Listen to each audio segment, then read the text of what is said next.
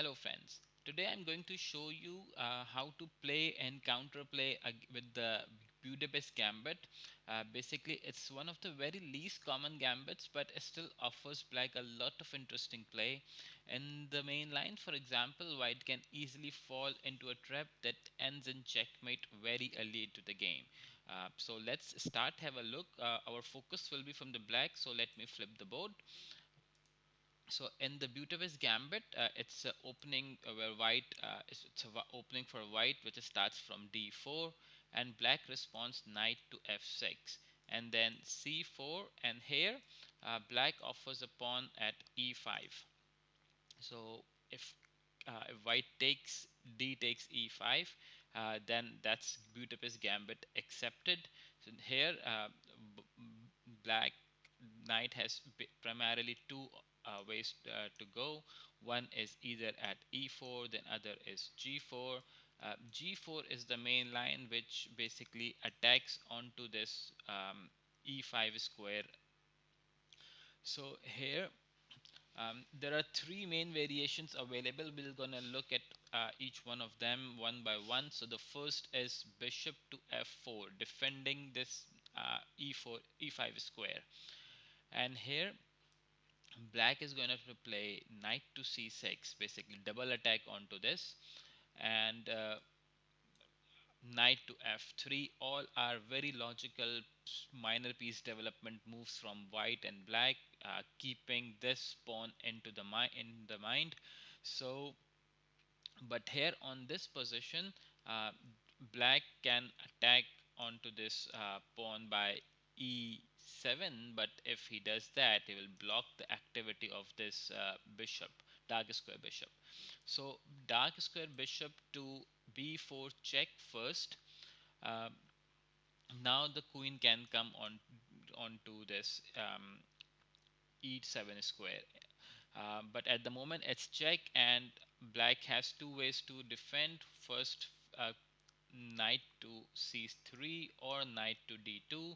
So have a look. Knight to c3 is not very logical, because what I would do at the moment is I will simply takes from the bishop. So bishop takes c3 and it's a check again. So b takes c3. Now I'll have the white has a double pawn on the c file. This pawn is also going to fall sooner or later, so black will have a an advantage in the end game. Having said that, say for example if you play knight to d2, then queen to e7, attacking onto this pawn, and now there is nothing white can do to save this pawn. This pawn is going to fail, is going to fall anyways. So um, but what white can try to attack onto this bishop, and if bishop is not careful, if black is not careful, if you move your bishop, then the bishop will be trapped here. So uh, but what thing what you can do is that's the trap which I was talking about in earlier. So knight takes e5, and if here black is not careful and be greedy and captures this bishop by a takes b4, knight to d3 is checkmate, because this pawn is pinned. There is no the black king, white's king cannot move, and that's basically going to be checkmate. So you have to be very careful playing this line. So let's go back a little bit. Yep. So here on this position, the best move is to either capture this knight either by uh, knight takes e5, and if and then here knight takes e5, and again if you're not careful even in this position and you capture this bishop, then again knight to d3 is a checkmate. So here bishop takes e5, and now this bishop can be captured. So bishop to d2 check first, and when queen captures, and then queen takes e5.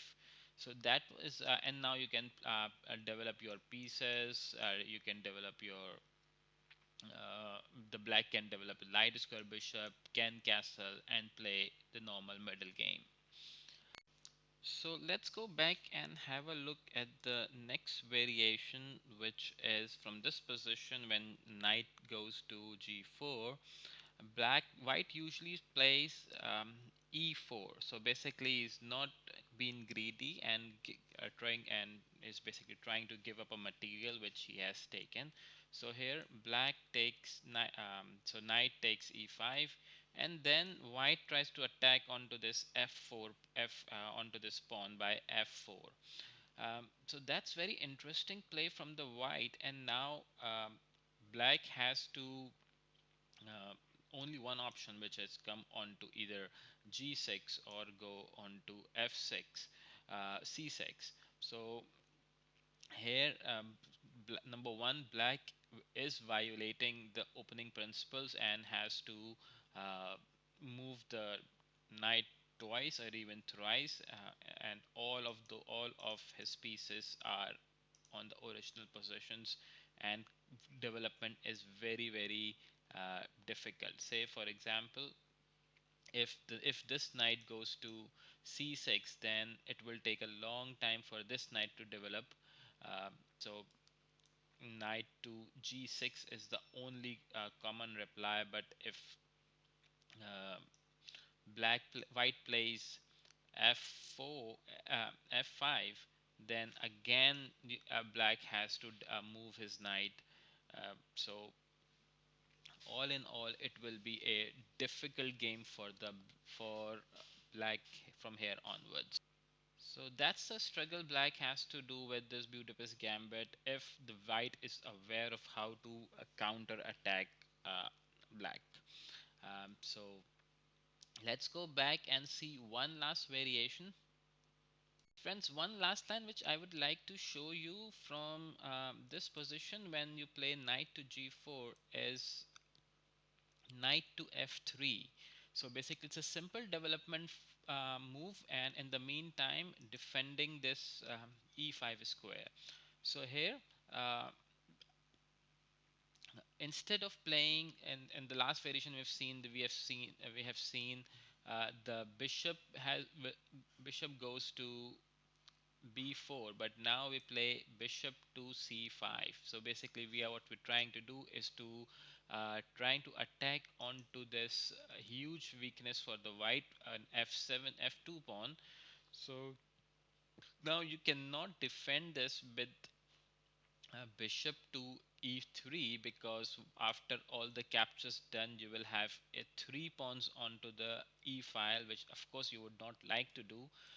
So e3 is the only logical move here available, but then now you can play knight to c6, and this pawn is going to fall anyway. So what white can do, white plays a3, and in the next move is trying to attack onto this bishop. So a5 from the black, and now on this position you simply cannot play b4, because this rook is hanging at one is will be hanging. So I will show you a sample line. If you play b4, then a takes b4, and you cannot take 8 b4, because simple your rook will be falling from this position.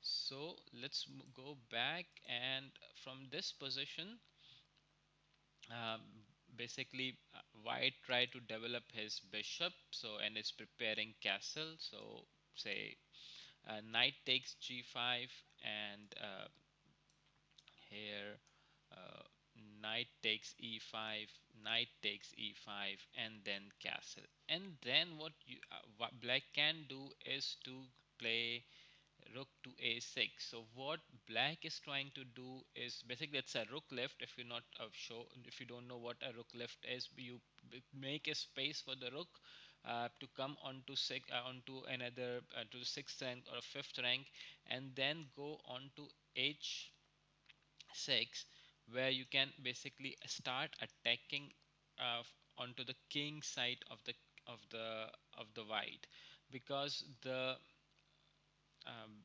the knight is not available at the f3. So queen can go on to h4, rook can join on h6, and all of those pieces can create a can generate a very interesting attack from the king side. So friends, that's the Budapest Gambit for you. Let me know if you like this video, if you try to play this in your own games, and see how the results are. Let me know in the comments. Thank you. Till then, bye bye.